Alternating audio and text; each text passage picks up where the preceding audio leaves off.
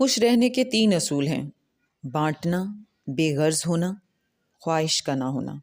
آج کی آیت کا ترجمہ: پناہ مانگتی ہوں اللہ کی شیطان مردود سے۔ شروع اللہ کا نام لے کر جو بڑا مہربان نہایت رحم والا ہے۔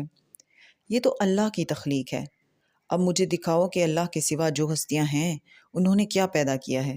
حقیقت یہ ہے کہ یہ ظالم کھلی گمراہی میں ہیں، اور ہم نے لقمان کو دانائی بخشی کہ اللہ کا شکر کرو، اور جو شخص شکر کرتا ہے تو اپنے ہی فائدے کے لیے شکر کرتا ہے، اور جو ناشکری کرتا ہے تو اللہ بھی بے نیاز ہے، لائق حمد و ثنا ہے۔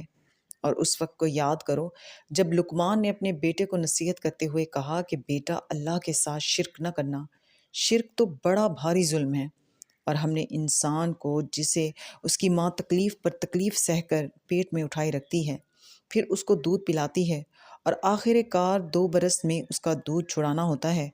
میں نے تاکید کی ہے کہ میرا بھی شکر کرتا رہے اور اپنے ماں باپ کا بھی، کہ تم کو میری ہی طرف لوٹ کر آنا ہے، اور اگر وہ دونوں تجھ پر زور ڈالیں کہ تم میرے ساتھ کسی ایسی چیز کو شریک کرے جس کا تجھے کچھ بھی علم نہیں، تو ان کا کہا نہ ماننا۔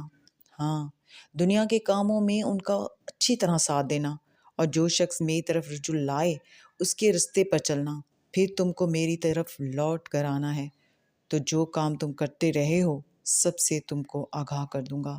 صدق اللہ العظیم۔